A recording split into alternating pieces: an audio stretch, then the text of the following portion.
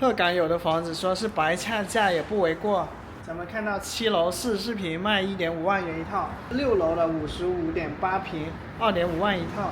大家好，我是阿树，我在鹤岗拍了3集影片，这是第3集。在前面2集影片中，咱们已经聊过鹤岗以中国房价最低的城市全国闻名，特别在一些特别想要低价买房、特想拥有一套房的人心目中，鹤岗是绕不开的话题。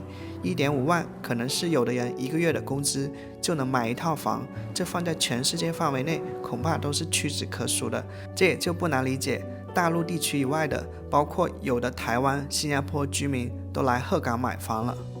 在第1集影片中，咱们实地看了多套房，了解了鹤岗低价房常见的环境和情况。在第2集影片，咱们走进鹤岗早市，了解了这座城市的物价。那么在最后1集鹤岗影片中，我想和你去看看鹤岗这座城市的居民过着怎样的生活，或者说，如果一个外地人来到鹤岗买房旅居，将会有怎样的生活。现在鹤岗这边跑外卖1个月能挣多少钱？几千？超过4000块钱都算高工资。超过4000都算高工资。平均3000块钱。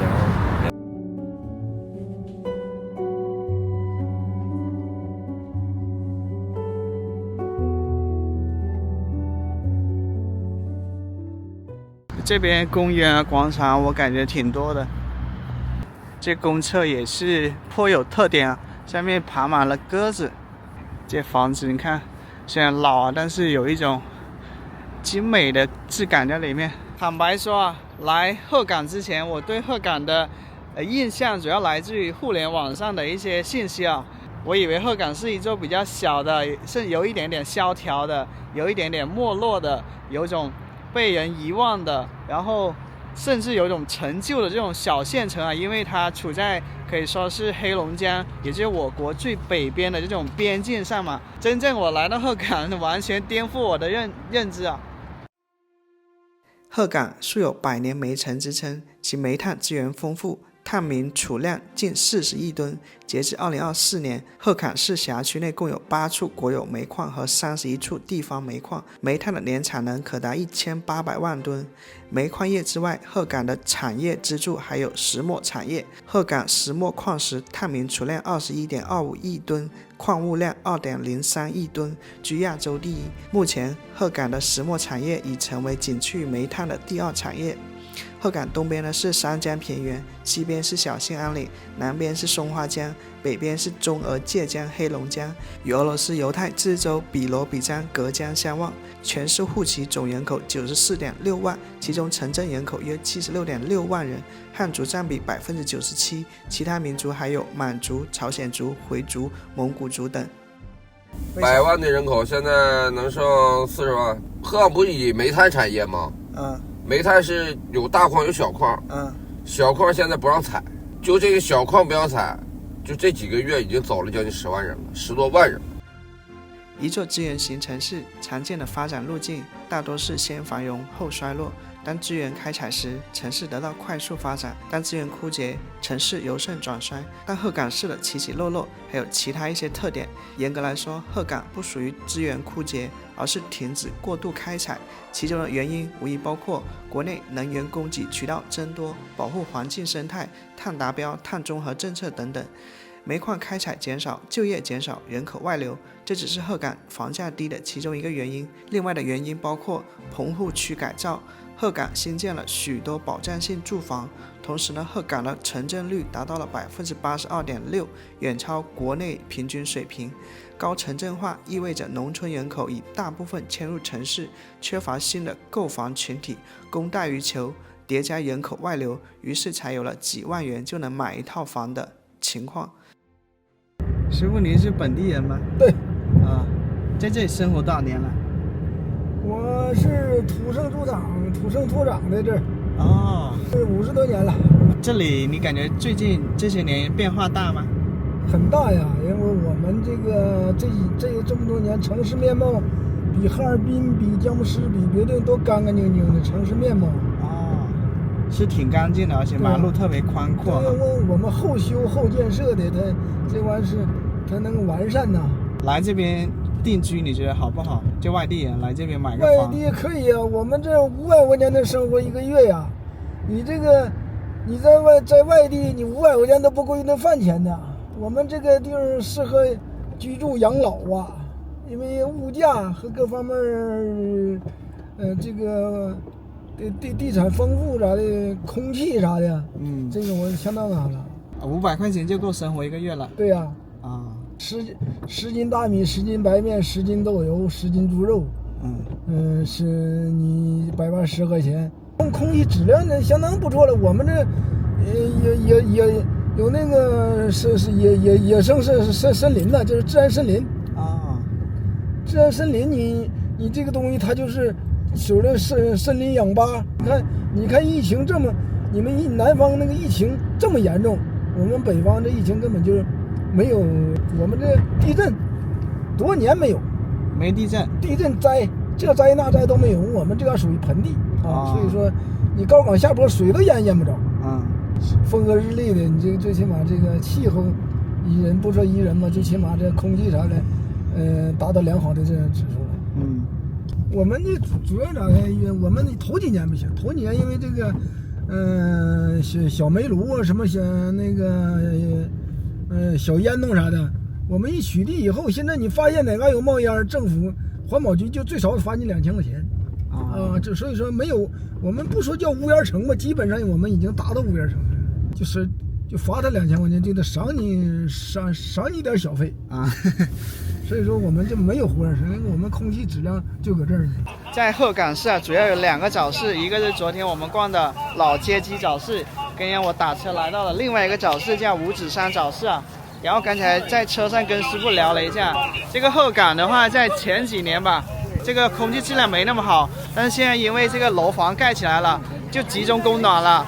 以前是平房，这个每家每户自己家里面自己烧煤炉取暖，现在都有楼房了，就不需要再烧那些煤自己取暖了，所以空气质量就一下子好起来了。他也指出啊，这个鹤岗有什么问题呢？唯一的问题，这边没有什么好的产业工厂啊，年轻人养不活，留不住。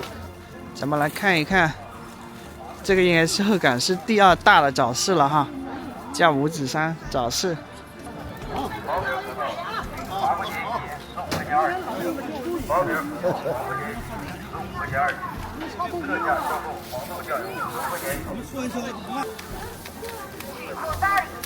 批发价卖了6块，6块7，还有花莲28块7，大花莲7块钱1斤，草鱼7块钱1斤，这个油李子好像8块钱1斤。花莲7块钱，批发价卖了6块，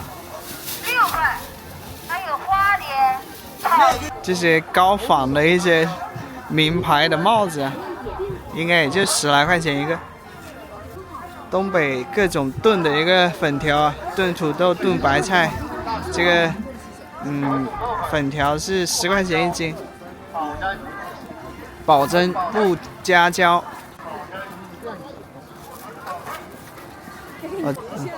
这里还有摊主摆摊卖一些可能是2手的一些产品啊，比如说像这些，这是什么呢？2手的衣服是吧？1块51斤的包菜，1块51斤的土红薯，3块51斤的青椒，4块钱1斤的西红柿，1块5的胡萝卜，1块2的土豆，6块的蒜头，10块的生姜，2块的盐。这是老年在就业，我发现好些摊主是一些退休的老年人啊，他找点事情做挺好的。这些海鲜产品呢，很可能是从大连那边批发过来的，大虾25元1斤，各种鱼产品。大麻花比我手都大，8块钱1斤，各种饼。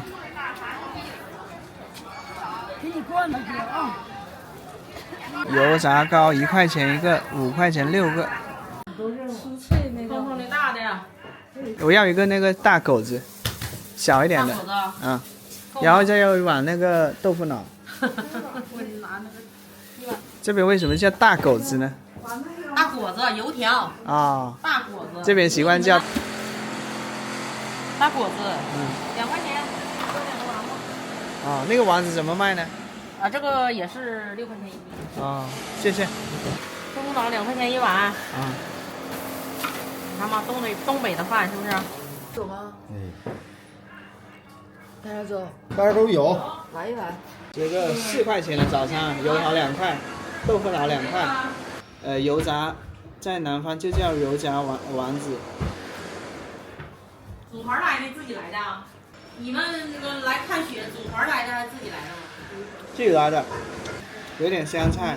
北方是吃咸口的豆腐脑，南方是吃甜的。啊，冷天吃一碗热乎乎的豆腐脑，太舒服了。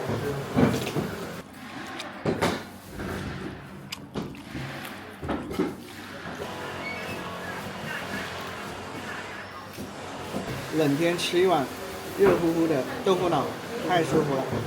3块钱一个的蛋堡是吧？2块5个，2块5一个。那比老街机那边便宜。全都3块，全喝完4都3块，就这不止3、2块5，我跟你说实话。在哪里买都3块。天华家卖的好的，卖的快，哪嘎达上这来买。薄利多销。对，就也就那样了，那你咋整？这嘎巴都是工人，都穷，都是工人退休，一月开2000来块钱。1个月2000多块钱的工。人家市里那边都干部退休，一月开5、6千，你说能一样吗？那辣的，你的。要这么你看这嘎卖菜都便宜。菜都便宜。现在菜都比别的地方便宜。啊。说那个工薪家庭咱这块，你看你买菜你上这块来买，这嘎东西可便宜。但是就有一点，房子贵。啊。就房子贵，这嘎走个公园，走个早市。哦，咱们来五指山公园逛一逛。今天是周日，公园里人会比平日多一点。刚才那位卖蛋堡的摊主说啊，这个地方什么都好，就是房价贵。他指的贵是相对于整个鹤岗来说啊，因为这里有一个早市，然后有一个五指山公园。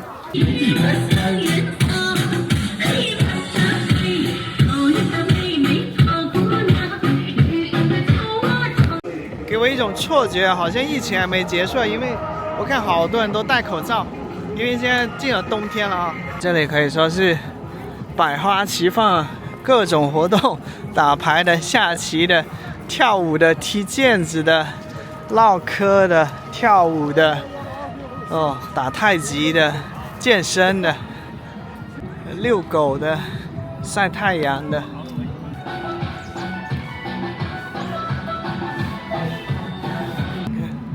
这么一看啊，鹤岗的这种还挺好的，挺热闹的。老年人呢也是老有所依啊，因为来到这个公园自然不会太孤独，因为总有跟你年纪相仿的一些。这里的文娱活动还挺丰富哈。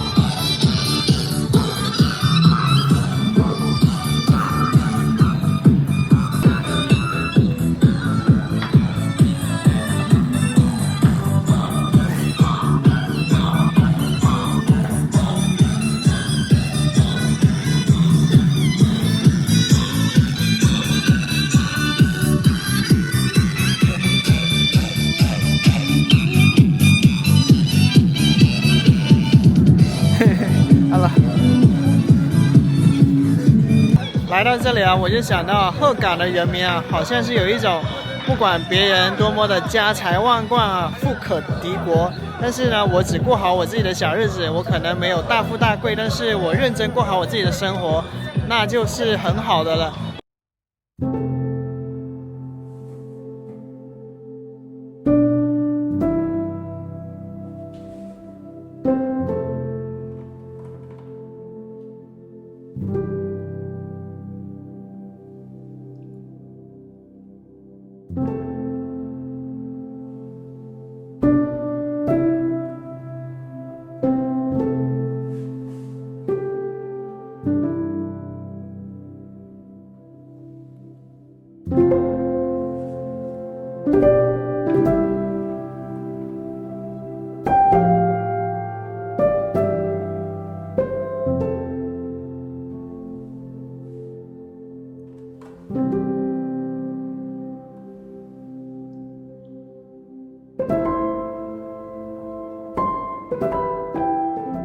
今天是周日啊，理论上呢也是大家放假的一个周末，但是咱们看一下鹤岗的话，还是主要是退休的一些职工啊、市民啊。我想起了一些本地人告诉我的，鹤岗留不住年轻啊，因为年轻人还是想要更高的收入啊、更好的仕途啊，所以只能往外闯了。毕竟这边没有太好的一些事业。创造事业的机会啊！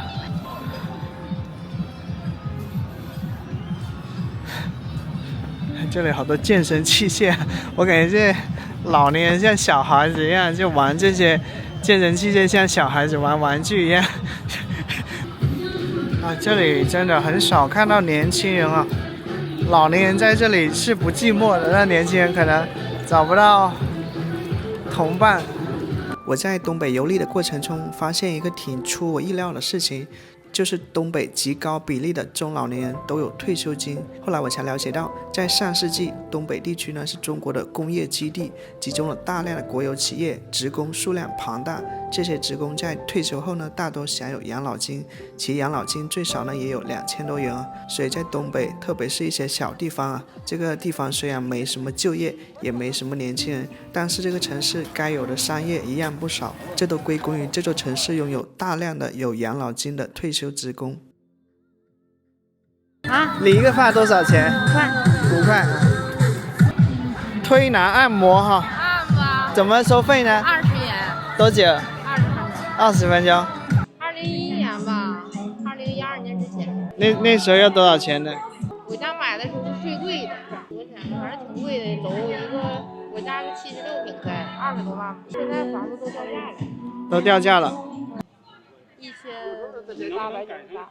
1898，然后76平米。对，那就是20多块钱，一天200块钱有吗？有，对。那你这在鹤岗属于高收入了。不，你要是天天保持那样还行，关键天天保持。按了有20多分钟吧，20块钱，感觉还不错吧。这个叫新疆叫傻子吧，7块钱一斤，这个是6块钱一斤。冬枣6元一斤，水晶梨2.5元一斤，蓝玫瑰8元一斤，秦王葡萄6元一斤。嘎嘎甜，香蕉3块5，进口香蕉3块5一斤，嘎嘎甜。4块钱。这个5仁月饼啊，3块钱一个，5块钱2个。无水蛋糕7块钱一斤。真材实料。鸡蛋白砂糖7星面粉2个1块6，特别蓬松这个。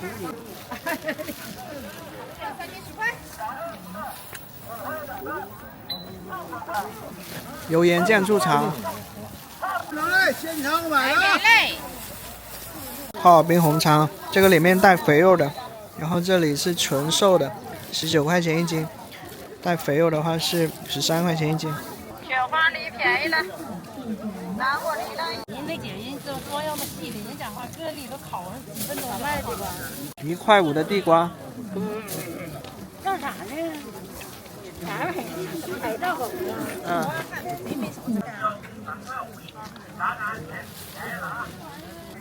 花牛苹果5元一斤，砂糖橘6元一斤，2元果冻橙6元一斤。甜蜜橘4元一斤，南果梨。公司收款8.4元。收你钱的给拿。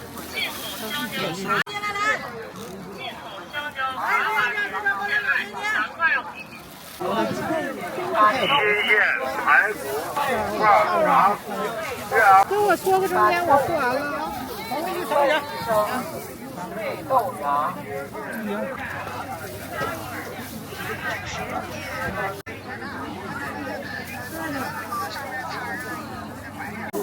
这行吗？行。来，这切丝儿啊，行大。东北双白菜。你也切上丝儿啊？切丝儿对。这是南方的呗？对。炖豆腐、炖那个血肠和黄肉、排骨都可以，大骨棒啥的。东北的酸白菜啊，2块5一斤。是。现在给切了，切好给我蒸了。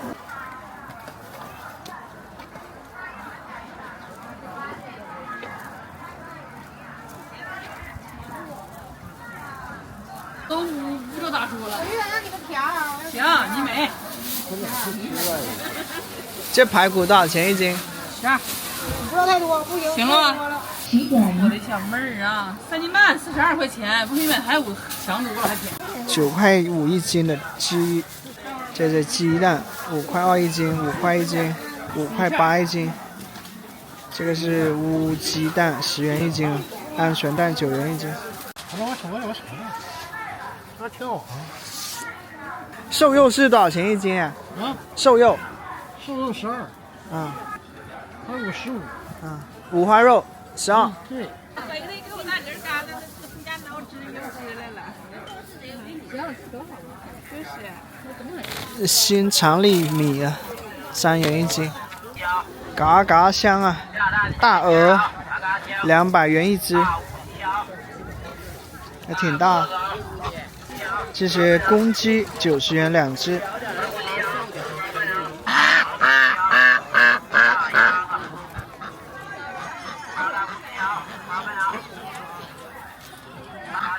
这鸡、兔、鸭同框。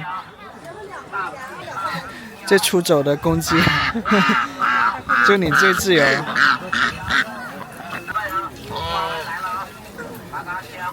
这是管理员吗？包菜1.5元，淮山3.5元，这个什么瓜2元，茄子3元，南瓜1.5元。他往家走，我给他撇了，我既然我都给他撵过去，我不让他上去。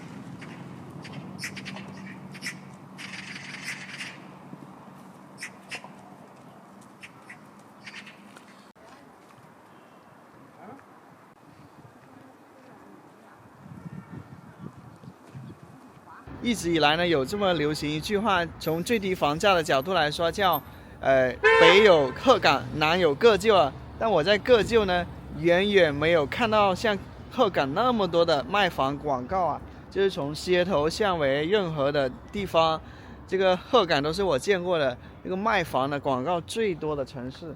这些算是鹤岗本地相对火的一个餐厅啊，它的小时工14元1个小时。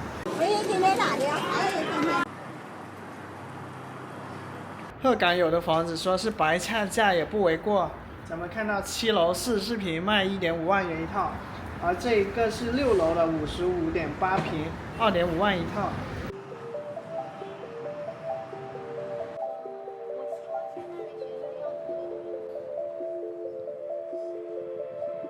小区后面的菜地。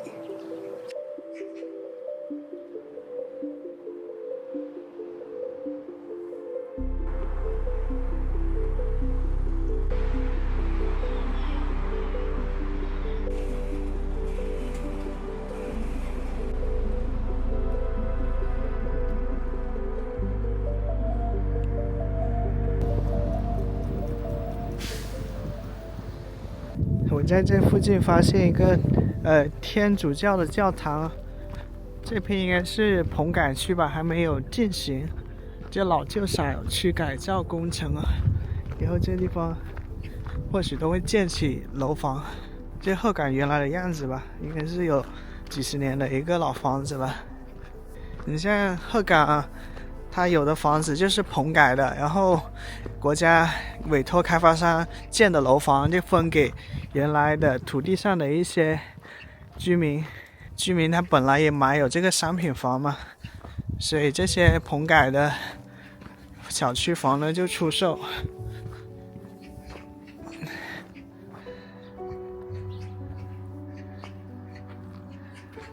我从卫星地图看啊，就这一片这个区域是比较荒废的，其他地方都是整得还挺好的。鹤岗不仅有天主堂啊，还有清真寺。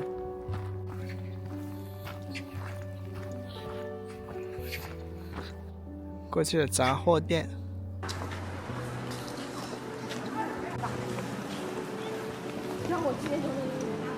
坚持我国伊斯兰教中国化方向。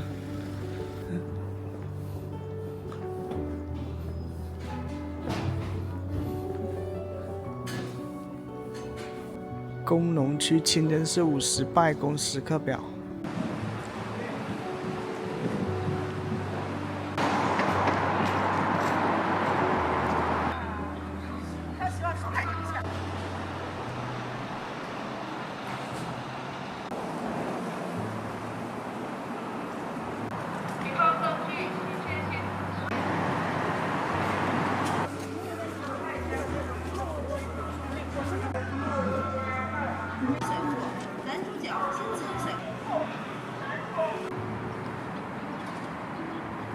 鹤岗的房子呢也挺有特点的，它都有一个带玻璃的一个小阳台啊，给这些业主一个得天独厚的条件来摆一些这个出租房屋的一个广告啊。你比如说像上面，像这个楼盘应该就是挺新的，它这种的话就是有电梯的了。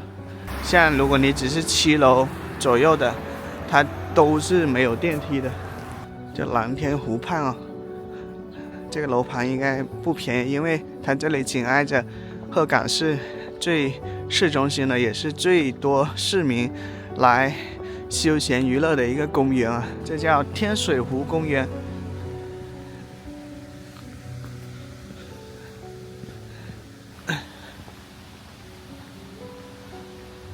哦，挺漂亮的啊！如果夏天的话，这个绿树成荫的话，会更漂亮。哦，这些树木都结霜了，很快呢，再过2-3天，据说鹤岗的温度能达到零下10多度。好像这个小区没有门禁也可以进去的，咱们看一下吧。看一下小区内部的一个环境。对，这里应该就是小区的一个活动中心吧哈，大家觉得小区内部的环境怎么样呢？看到一个大大的卖房的一个窗户啊，这个小区应该挺新的，我觉得应该交房也就5-6年的一个时间吧，最多就有卖房的一个牌子了。然后这里有一点点儿童游乐设施啊，这小朋友要上学了，家长送去上学了。到了门里面就需要刷脸才能开门了。Open the door， 但这一户人家都没拉下窗帘啊，所以能看到里面的内景。我看到了，里面是我觉得像豪宅一样的那种非常西式的感觉。现在这一套房呢，里面还是毛坯的状态啊。1楼我感觉应该是有160-170平吧。你像刚才那一套房子，它装修完我感觉怎么也得100来万了。在第一集影片中，咱们探访了鹤岗最贵的楼盘，每平米要5280元，而鹤岗其他新建的电梯楼房，其均价基本也要3000元上下。说鹤岗市是全国房价最低的城市，这种说法只对了一半，甚至1/3，因为它的商品住宅楼的价格和全国很多其他小城市不相上下。鹤岗的地房价大多只限于无电梯的中低楼房的高层，而放诸全国的小城市，类似的无电梯的中低楼房高层价格也不会贵鹤岗太多。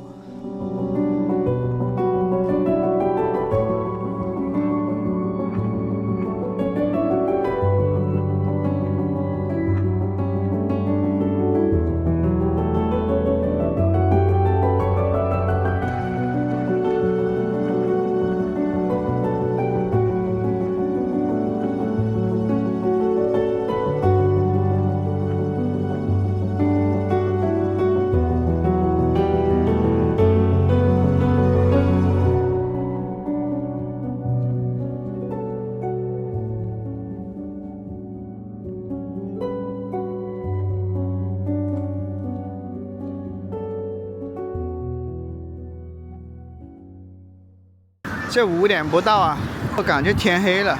有没有人跟我一样，以为鹤岗到了夜里比较冷清萧条啊？你看它到了夜里，感觉就是霓虹灯亮起，灯红酒绿的感觉，消费的种类挺多的，像对面牛烧大块烤肉，然后海鲜加工店，虾吃涮虾。你看这边烤羊腿、捞鱼坊、炭烧蛙，一应俱全。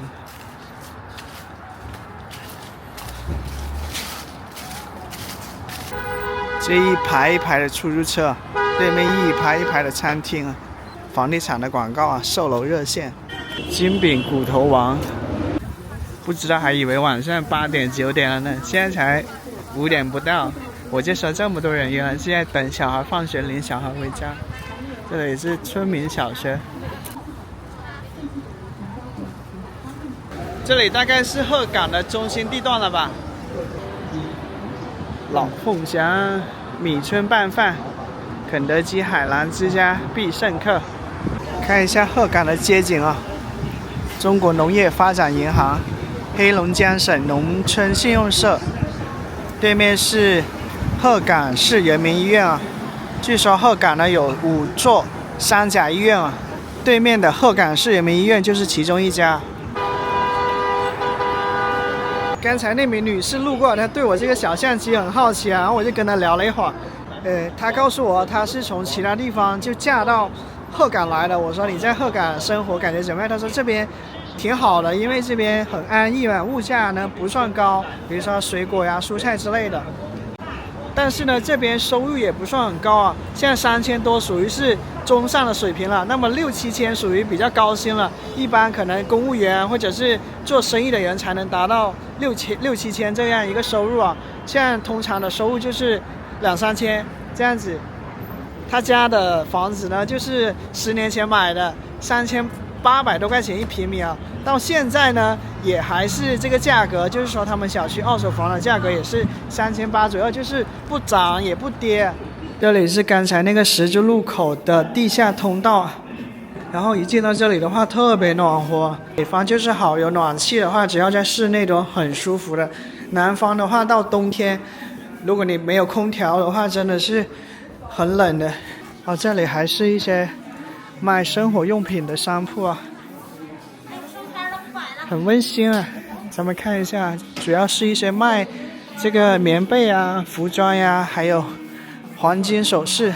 这个钱呢？对，上初中了。逛街的人还不少呢。这个地下通道的商铺还挺多的，像一个大超市一样，甚至像商城一样，真的充分利用了这个城市中心地段的每一寸土地啊。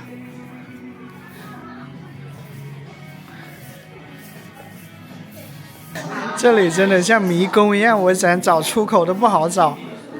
看一下物价，99一套，89一套，79一套。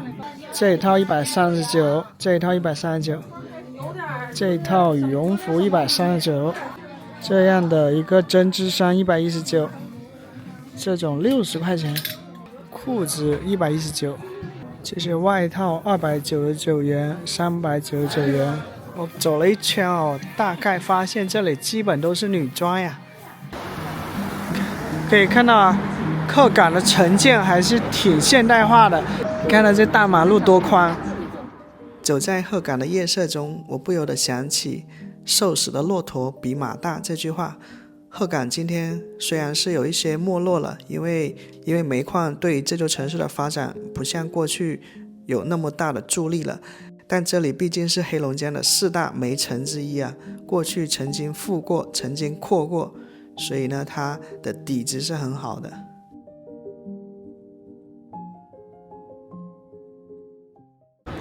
这里是鹤岗的市中心了吧，以及刚才那个叫比优特地下时装商场啊。居民在这里跳广场舞。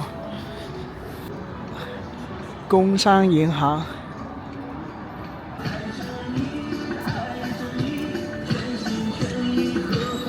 你看，居民有这个闲情雅致啊，在这里用这个毛笔写字。中国农业银行啊，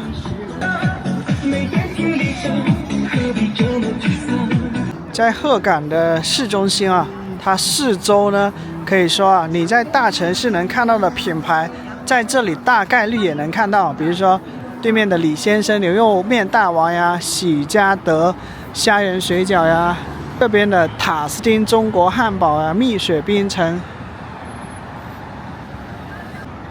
这街道真的是阔呀，开阔、宽阔。新烤的地瓜，嘎嘎甜，怎么卖？嘎嘎面的地瓜8块钱。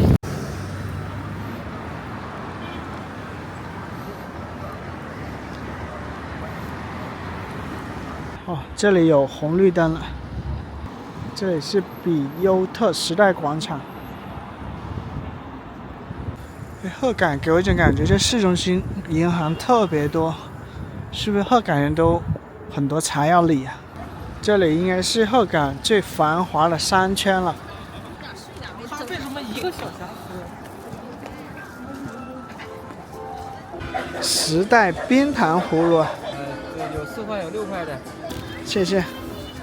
嘿嘿，这一串4块钱，4块钱一串的冰糖葫芦，除了草莓是10块钱的，大部分卖4块一串。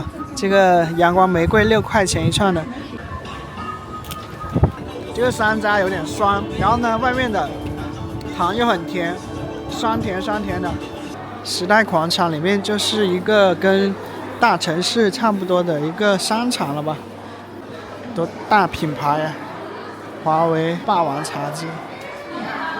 哦，1楼好多是卖金银首饰的，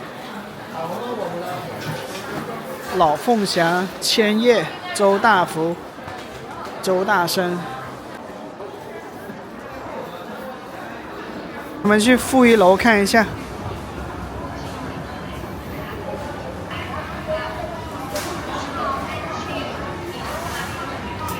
负1楼是一个大超市啊。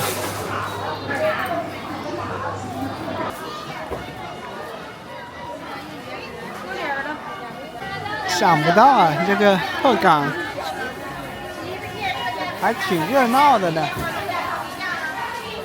男士内裤2条15元。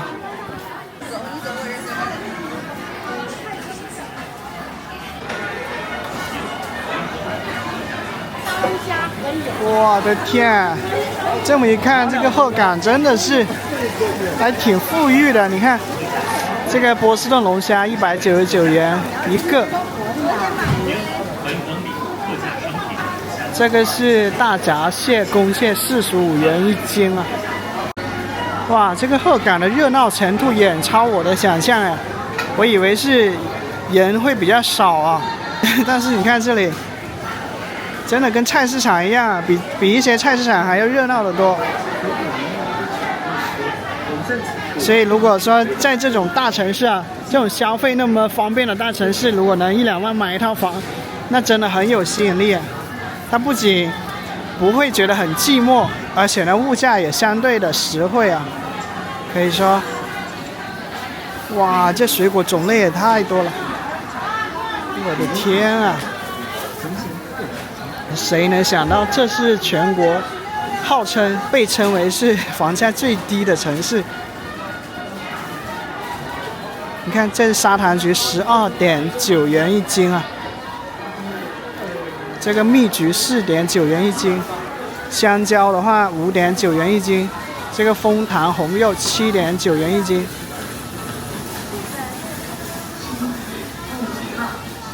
这个丑橘4.9元一斤。涌泉蜜橘7.9元一斤啊，花牛苹果5.9元一斤，哀牢山冰糖橙6.9元一斤。这里就是熟食区吧？哇，我感觉这个大超市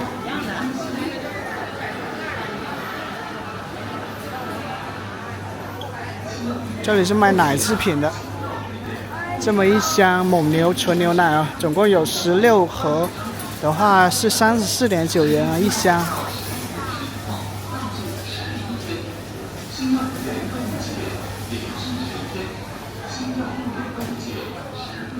哦，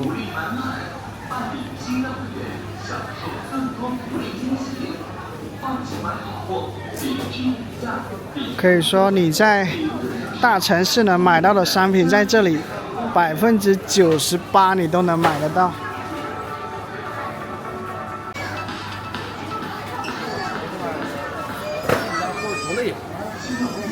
哇塞！今天是周五晚上啊，所以人会比工作日稍微多那么一点，但是可见一般的平时人流量也不会太差。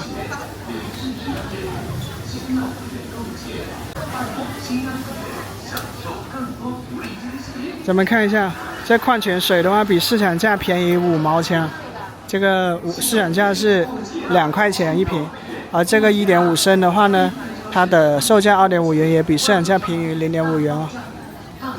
哇，这个商超真的是，就你走完一段，你以为已经走到这个尽头了，它这个曲径通幽，又来到另一块区域啊。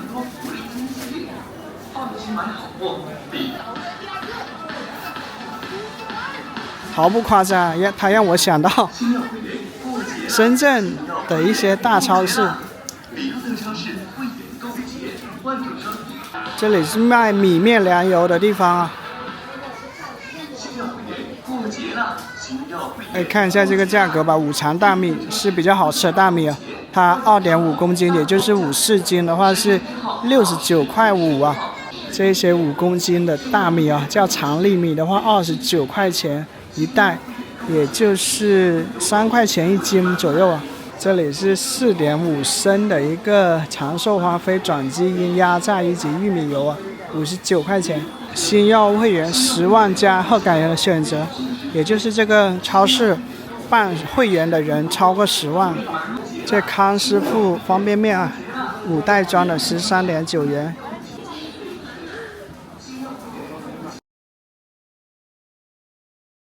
我和大多数人一样，知道鹤岗是因为鹤岗以全国最低房价的城市著称啊。既然它房价那么低，那么这座城市大概率好不到哪里去吧。所以我原本以为鹤岗是那种比较萧条的、比较破败的边缘小县城啊，以煤矿发家的一座城市嘛。当这个煤矿不再繁荣的时候呢，它就显得有些破败不堪啊。但是鹤岗的这个城市发展水平，属实是有点打破了我的认知。餐饮区吧。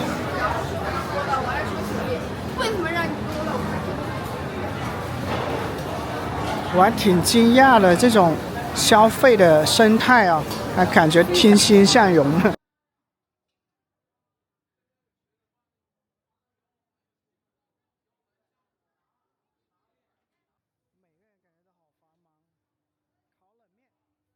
山东杂粮煎饼。在第1集影片中，咱们提到全国有95个城市房价鹤岗化。也就是说，如果你想买低价房旅居躺平，但是鹤岗以外还有更多其他选择。有观众留言说，如果只是想旅居到鹤岗这样的地方，租房其实花不了几个钱，租房比买房更好。当你想离开的时候呢，也可以来去轻松，没有牵绊。而有观众则说，相比租房，花几万块钱买房更划算，因为当你不想住了，卖掉了也亏不了几个钱。如果你也有到异地旅居的想法，欢迎留下你的看法。经典拌面，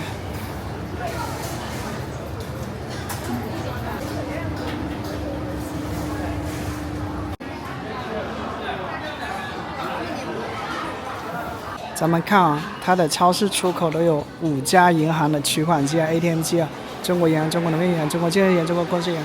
如果你走在鹤岗的这种宽阔的马路上，感觉人比较少的话呢，你进到超市里面，你真的会刷新你的认知啊，里面好热闹啊，肯德基啊，然后这里有那么多品牌入驻。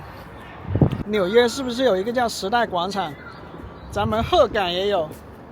我穿了一件卫衣跟一件羽绒服啊，进到那个超市里面感觉好热啊，在外面又觉得好冷啊。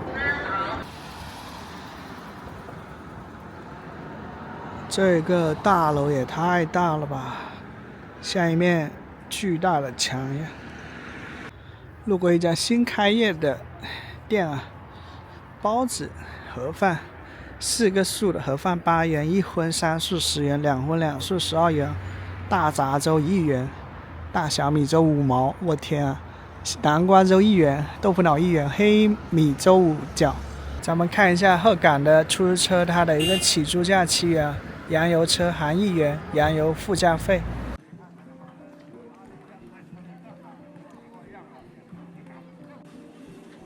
本集影片接近尾声，我想起我和一位鹤岗阿姨的聊天。这名阿姨61岁，45岁从鹤岗的煤矿业退休。退休后闲不住，觉得自己还能干活，就去了黑河市的煤矿相关单位，又工作了15年。现在呢，又回到了鹤岗市，还是闲不住，就找了一家小旅馆打杂工，干着前台接待、收拾房间的活。他家呢是2011年在鹤岗买的房，27万，3层，非电梯房，又花了10多万左右装修房子。他说啊，全中国就东北的孩子最娇贵。一问才知道，他的女儿上半年呢买了一套房，13.8万，60多平方米，在4层，没有电梯。这套房步行到小学只要2分钟，也算是学区房了。阿姨的女儿买这套房就是方便外孙女走路上学。阿姨说她家原来的房子其实不过离这所小学20分钟左右的步行时间，但是阿姨女儿不想外孙女走这20分钟的路太遭罪，就在小学附近买了一套房。顺便说一句，鹤岗的大多数楼房，也就是市区常见的6、7层的楼房，都是没有电梯的，只有10来层以上的住宅楼才有电梯。这也是鹤岗的房子有的甚至1、2万就能买一套的其中一个原因。2018年和东北很多退休一族一样，阿姨呢也想去海南看房买房，不料赶上了海南限购的时候，无奈呢只能选择到广西买。原本呢想去北海，在防城港被人截胡了，花了80万全款在防城港买了一套房。阿姨说东北冬天太冷了，以后再老一点，打算就春天、秋天、冬天3个季节都去防城港生活，夏天才回鹤岗。她原话是，广西比东北养人。除了防城港，更多的东北老乡在广西的北海、南宁买房。阿姨告诉我，一些南方人来了鹤岗买了房，就是为了夏天来鹤岗避暑的，但有的人买了房却突然转变了主意，想在鹤岗找点工作，结果都不好找。阿姨说这边主要就是煤矿业，大大小小的矿井，不过最近这些年因为煤矿井越挖越深，采挖成本增加，她感觉现在鹤岗的煤矿业都不怎么挣钱，有的矿井已经往上撤出采挖设备了。聊天最后，阿姨建议我这2年不要来鹤岗买房，因为房价还会跌，而且现在房子太饱和了，供大于求。她举了个例子，她说鹤岗有的家庭一家几口人搬到了别的城市，一下子几套房就空了出来，于是空房子越来越多，新房的也多，房价还会跌。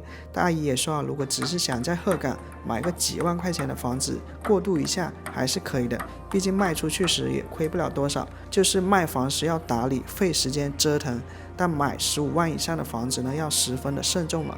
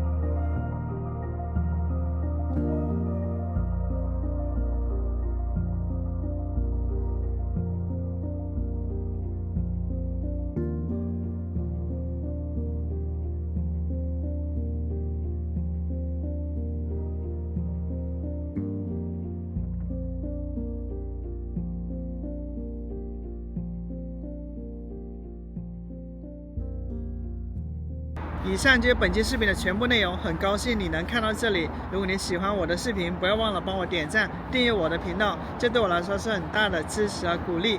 我将要前往黑龙江比鹤岗更北、更冷的地方去了。感谢收看，我是阿树，我们下期见。